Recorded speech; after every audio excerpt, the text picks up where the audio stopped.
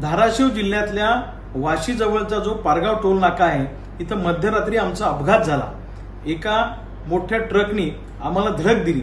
12 टायरचा साखरेने भरलेला ट्रक होता।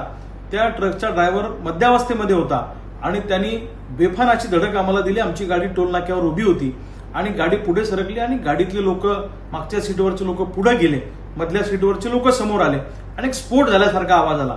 या रात्री झालेल्या अपघातामध्ये मी स्वतः सुरक्षित आहे। मला थोडासा सौम्य मुक्का मार आहे। माझा पीए कार्तिक आहे आणि राजाराम जाधव नावाचा आमचा कार्यकर्ता आहे पंढरपूरचा, त्यांना दोघांना थोडासा मुक्का मार आहे। बाकी गाडीतले सगळे लोक आम्ही सुरक्षित आहोत, चिंता करण्याचं काही कारण नाही।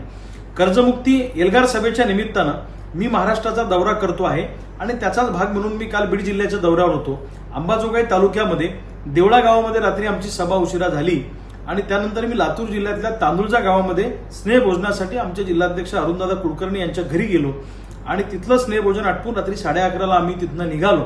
जालन्याला मुक्काम आम्ही करणार होतो आणि वाशीच्या पुढे जो पारगाव टोल नाक्यावर टोल देण्यासाठी गाडी उभी होती आणि बेफान येऊन त्या ट्रकने आम्हाला धडक दिली।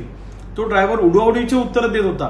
कधी सांगत होता मी बीडचा आहे, कधी सांगत होता मी पंढरपूरचा आहे। त्याचे डॉक्युमेंट लवकर दाखवत नव्हता, तो सिरियस नव्हता आणि त्याच्या उडवाउडीची उत्तरं पाहून आम्हालाही संशय आला। पोलिसांना मी कंट्रोल रूमला कॉल केला, वरिष्ठ पोलीस अधिकाऱ्यांशी बोललो। तातडीनं वाशीचे पोलीस त्या ठिकाणी आले आणि त्याचा ट्रक घेऊन पोलीस स्टेशनला गेले। ड्रायव्हरला अटक केली, किन्नरला अटक केली आणि हा नेमका अपघात आहे की घातपाताचा संशय पोलिसांना सुद्धा वाटतो। त्या अँगलनं पोलीस त्या ठिकाणी तपास करतायत।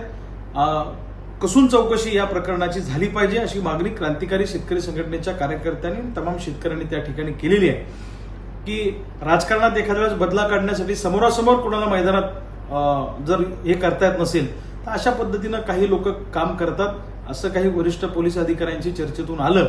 पण जे काय आहे त्याच्यातून आम्ही सुदैवाने वाचलेलो आहेत। कदाचित त्या ट्रकचा स्पीड जर जास्त असता तर मग मात्र काहीच ठिकाणावर दिसलं नसतं।